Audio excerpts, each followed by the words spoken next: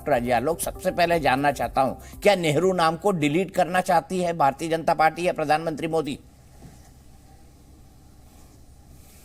देखिए, जब निराशा और कुंठा मन में भरी हो ना, तो आप पॉजिटिव स्टेटमेंट किसी के मुंह से सुन नहीं सकते हैं। कांग्रेस पार्टी का हाल ये हो गया है कि हताश और निराश और कुंठा से ग्रसित कुछ भी बयान देने लगते हैं बिना सोचे समझे। ये कोई काम आज हुआ है दीपक जी? 2016 में ये बैठक हुई थी एनएमएम की, और उसमें यह निर्णय हुआ था कि देश के जितने पूर्व प्रधानमंत्री हैं सबका एक संग्रहालय बनाया जाएगा और तीन मूर्ति भवन में उसको स्थापित किया जाएगा। उस वक्त तो कांग्रेस ने कुछ नहीं बोला। 16 से लेकर 23 में आज जब नाम बदला गया है तो नेहरू नाम से बेचैनी हो गई कि नेहरू जी का नाम बदल दिया। अरे प्रधानमंत्री संग्रहालय बनाया भैया, और नेहरू जी की जितनी उसमें यादें थी उससे और भी ज्यादा उसको संग्रहित किया गया है। पूरा डिजिटल माध्यम से उसका वीडियो रील बना के उसको और अच्छे से किया गया है। कांग्रेसी तो जाते नहीं है तीन मूर्ति भवन। पता नहीं राहुल गांधी, अभय दुबे भी खुद भी कितने दिन हो गए होंगे तीन मूर्ति भवन गए हुए, नेहरू जी को श्रद्धांजलि दिए हुए।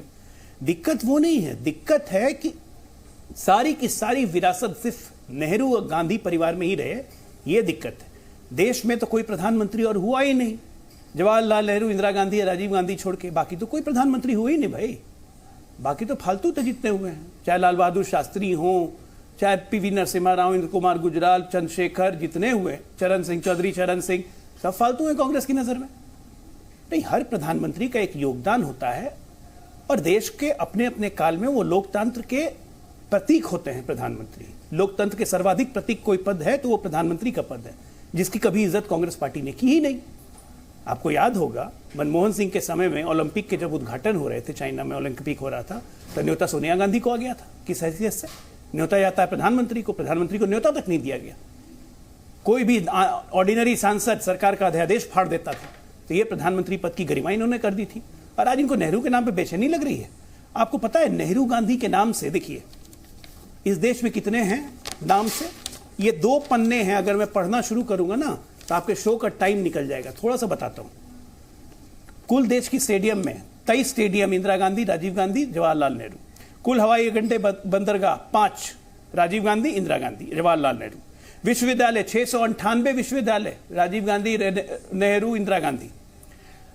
उसका Jawahar Navodaya Vidyalaya, JNB, Indira Gandhi centre for atomic research, Kalpakkam. पुरस्कार, राजीव गांधी ने कौन सा खेल खेला था भाई? राजीव गांधी खेल रत्न पुरस्कार। 50 से ज्यादा पुरस्कार इन लोग के नाम पर हैं। हमने मेजर ध्यानचंद कर दिया खेल पुरस्कार को।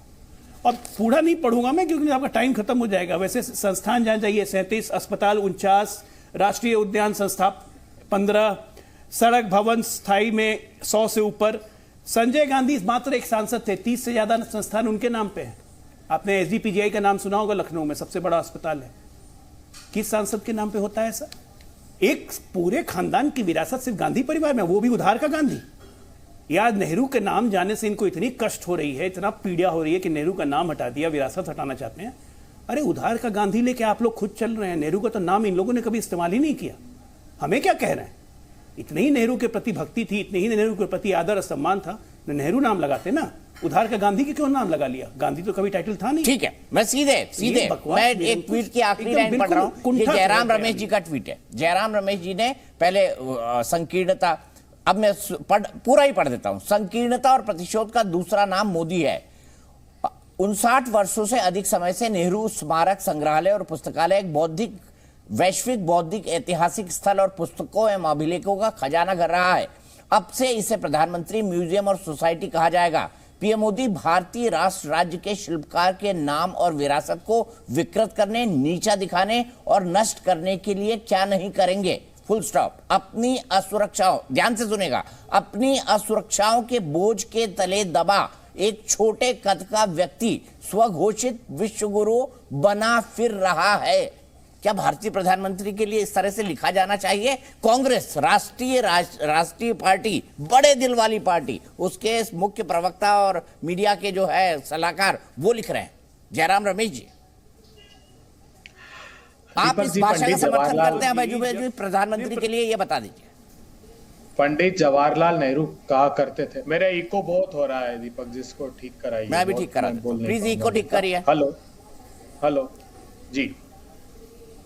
दीवार पर लगी तस्वीर हटा देने से कोई इतिहास नहीं बदल सकता, ये पंडित जवाहरलाल नेहरू कहा करते थे। अभी मेरे साथी मित्र ने कहा कि आप विरासत की बात की कि विरासत को ढूंढ सकते हैं, गांधी नेहरू परिवार की बात की। पहले तो इनको बधाई देता हूं कि सैकड़ों संस्थान, चाहे वो शैक्षणिक संस्थान हो, खेल के संस्थान हो, रिसर्च इंस्टीट्यूट है, जो आलोक जी ने बताए, ये प्रमाणित करती है। कहते थे 70 साल में कुछ नहीं हुआ, तो ये सौंप दीजिएगा देश के प्रधानमंत्री जी को और बताइएगा कि इतनी बड़ी उपलब्धियां हिंदुस्तान की। ये दो विचारधाराओं की लड़ाई। एक विचारधारा वो है जिसने एम्स बनाए, जिसने IIT बनाए, जिसने डिफेंस रिसर्च ऑर्गेनाइजेशन बनाया, जिसने भाभा एटॉमिक रिसर्च सेंटर बनाए, जिसने इसरो बनाया, जिसने LIC बनाया, जिसने ONGC बनाया, जिसने NTPC बनाया, जिसने भेल बनाया।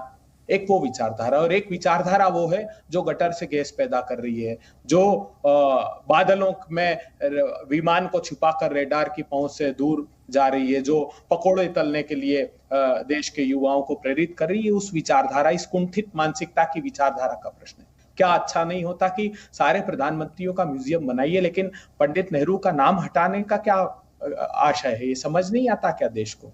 ये प्रतिशोध की आग में जलते हैं, और जितनी बातें ये करते हैं वो सब प्रतिशोध की ओर इशारा करती है।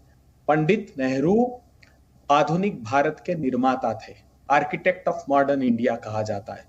वो उस विचारधारा को प्रतिबिंबित करते हैं जिसमें उन्होंने पहली अपनी कैबिनेट में श्यामा प्रसाद मुखर्जी को शामिल किया, जो जनसंघ की विचारधारा थी, जो जीवन पर्यंत कांग्रेस पार्टी के खिलाफ लड़े, और उन सब विचारधाराओं को, ताकि ये संदेश जाए कि हम सब सामूहिकता से भारत के प्रजातंत्र को पोषित करने का संकल्प ले रहे हैं।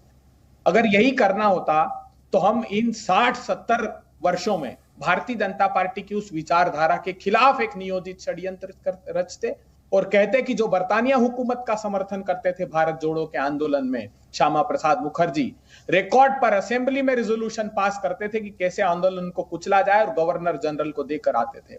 नॉर्थ वेस्ट फ्रंटियर प्रोविंस में और सिंध प्रांत में जो मुस्लिम लीग के साथ सरकार बनाए थे, जो हिंदू महासभा के लोग, जो श्यामा प्रसाद मुखर्जी फजलुल हक के साथ सरकार बना रहे थे, जिसने पाकिस्तान का अलग प्रस्ताव पढ़ा, ये भी हम लोग अगर प्रचारित आज तक करते रहते कि किस प्रकार भारत छोड़ो आंदोलन के खिलाफ राष्ट्रीय स्वयंसेवक संघ और भारतीय जनता पार्टी के जनसंघ विरासत ढूंढिए ना अजय आलोक जी, क्या ढूंढेंगे आप? श्यामा प्रसाद मुखर्जी का उल्लेख करेंगे, पंडित दीनदयाल उपाध्याय जी का उल्लेख करेंगे, बलराज मधोक जी का किसका उल्लेख करेंगे? सब नौजवान थे आजादी के आंदोलन में, जिनका कोई योगदान आजादी के आंदोलन में नहीं रहा। इसलिए तो सरदार पटेल की 3000 करोड़ रुपए की प्रतिमा बनानी पड़ती है आपको, श्यामा प्रसाद मुखर्जी और दीनदयाल उपाध्याय जी की प्रतिमा नहीं बना सकते आप। तो आप तो हमारे नेताओं तक को उधार लेते हैं, क्योंकि कोई खुद विचारधारा आपकी नहीं है। आप क्या मुकाबला करेंगे पंडित जवाहरलाल नेहरू का, सुभाष चंद्र बोस का, सरदार वल्लभ भाई पटेल का? आपके पास है नहीं कोई महान ऐसे पुरोधा जिनकी विचारधारा को लेकर आप आगे बढ़ सकते। जी न्यूज़।